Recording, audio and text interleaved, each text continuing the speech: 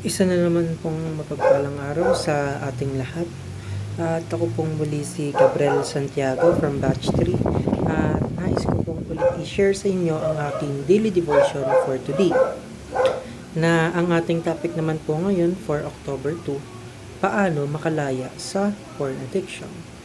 Our main concept for today is still sex and theology. At ang ating Bible verse po is mula sa unang Corinthians chapter 6 verse 18. Na sinasabi po dito, flee fornication. Every sin that a man doeth is without the body, but he that committeth fornication sinneth against his own body. So, alam na po natin na ang sex ay regalo mula sa Diyos. It's a gift designed to be enjoyed in the context of marriage, sa covenant na itinakda niya. Pero gaya ng ibang bagay, kapag pinasok ng kasalanan, nagiging lason nito. At isa sa pinakamalaking struggle ngayon, lalo na sa generation natin, ay ang porn addiction.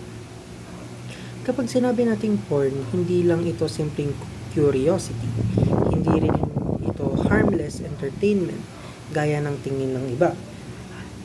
Sa ang totoo po, addiction ito na sumisira ng isip, ng puso at ng katawan. Ang enemy gustong ikulong tayo dito para hindi natin ma-enjoy ang tunay na intimacy na ibinigay ng Diyos. So, on to our teachings for today. Unang-una po, porn corrupts the mind.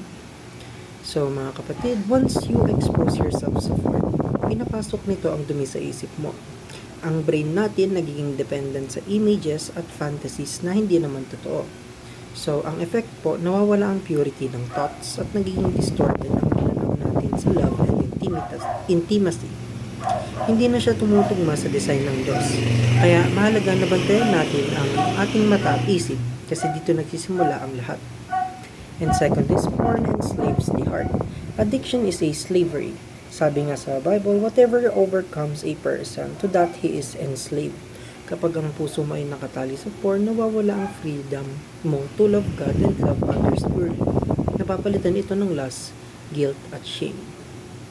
And lastly po, porn destroys the body. Sabi sa unang Corinthians chapter 16 verse 18, he that committed fornication sinned against his own body. Kapag patuloy tayong bumibigay sa sexual sin, we dishonor our own bodies. Hindi lang ito about sa physical health, kundi pati sa emotional at spiritual health natin. Instead of honoring God with our body, we use it for sin. Pero tandaan, ang katawan natin ay templo ng Holy Spirit.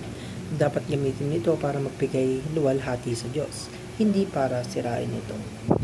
At hanggang dito lamang po ang aking daily devotion for today at salamat po sa inyong pakikinig.